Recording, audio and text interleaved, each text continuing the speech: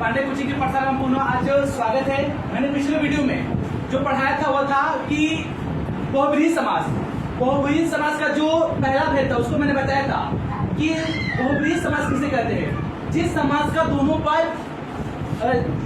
जिस समास का ना प्रथम पद और ना ही दूसरा पद यानी बाहर जाकर कोई अन्य पद प्रधान हो जाता है उसे हम बहुब्रीहि समास कहते हैं।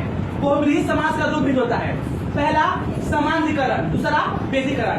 मैंने समान अधिकरण बताया था कि इसका जो दोनों पद होता है वो समान विभक्ति वचन से रहता है, इसमें कोई खास अंतर नहीं होता है। जैसे मैंने लंबोदर बताया था, चक्रपाणी हो जाएगा। उसी प्रकार से व्यधिकरण, जिस समास का दोनों पद समान विभक्ति वचन से नहीं रहता है उसको क्या कहते हैं, व्यधिकरण कहते हैं। यानी इसका दोनों पद समान विभक्ति वचन से नहीं होता है, नहीं रहता है। इसका दोनों पद समान विभक्ति वचन से नहीं रहता है, यानी व्यधिकरण, इसका दोनों पद जो होता है समान विभक्ति वचन से नहीं रहता है। तो जिस समास का दोनों पद क्या होता है समान विभक्ति वचन से नहीं रहता है उसे हम व्यधिकरण समास कहते हैं। अब कहता है, किसे कहता है, चंद्रशेखर, कहता है चंद्रशेखर। इसका पहला पद क्या है, चंद्र है, दूसरा क्या है, चंद्रधन शेखर।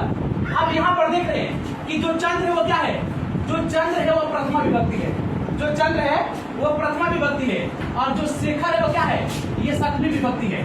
ये कौन सा विभक्ति है, सप्तमी विभक्ति। पर है चंद्रशेखर, चंद्रशेखर का शब्द क्या होता है, चंद्रधन शेखर। चंद्र, चंद्र क्या एक नाम है ना, और ये क्या है, प्रथमा में है। शेखर है, क्या होता है, बाल्की होता है ना, बाल्की होता है। तो बाल्की कौन सी विभक्ति में रहता है, बाल्की सप्तमी विभक्ति में रहता है। बाल्की शेखर है, चंद्रशेखर, चंद्रशेखर है, चंद्रशेखर है, ठीक है ना, चंद्रशेखर है। अब कहता है चंद्रशेखर है, शेखर का अर्थ हुआ शिखर पर। शिखर का अर्थ क्या होता है, शिखर पर।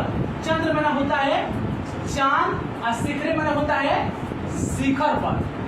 शिखर माने क्या होता है, शिखर पर। और बाल्की कला है, ये कौन सा विभक्ति है, सप्तमी। सप्तमी में क्या आता है, में पाए पर आता है ना, क्या पर है। कहता है कि चंद्र माने चांद, शिखर माने शिखर पर, अर्थात इसके हिंदी क्या हुआ, जिसके शिखर पर, जिसके शिखर पर चांद हो, जिसके शिखर पर चांद हो, अर्थात कौन, शंकर हो जाएगा। शंकर जी के शिखर पर क्या रहता है, चांद रहता है, चांद रहता है ना, तो क्या शंकर जी हो जाएंगे ना। आप कहता है जिसके शिखर पर चांद हो वो कौन है, शंकर है ना। तो क्या बताओ कि शंकर जी किसमें चर्चा हुआ है, नहीं हुआ है ना, बाहर तक प्रधान हो गए हैं, सुंदर है ना। कोई पूछेगा कि चंद्रशेखर कौन सा समास है, तो आप कहना कि कौन सा है, ये बहुब्रीहि समास है। कोई पूछेगा क्यों, तो कहना है कि बहुब्रीहि समास का ये व्यधिकरण है। क्यों, क्योंकि इसका शब्द से क्या होता है, चंद्रधन शेखर है। आप देख रहे हैं कि चंद्र क्या है, प्रथमा में है, ये क्या है, शेखर है। चंद्र प्रथमा विभक्ति, शेखर कौन सी विभक्ति, सप्तमी। चंद्र माने चांद, शेखर माने शिखर पर, अर्थात वो कौन है जिसके शिखर पर चांद हो, ठीक है ना, वो कौन है, शंकर है ना। तो बताओ यहाँ पर शंकर दिया गया है, नहीं दिया गया ना, बाहर तक प्रधान हो गए।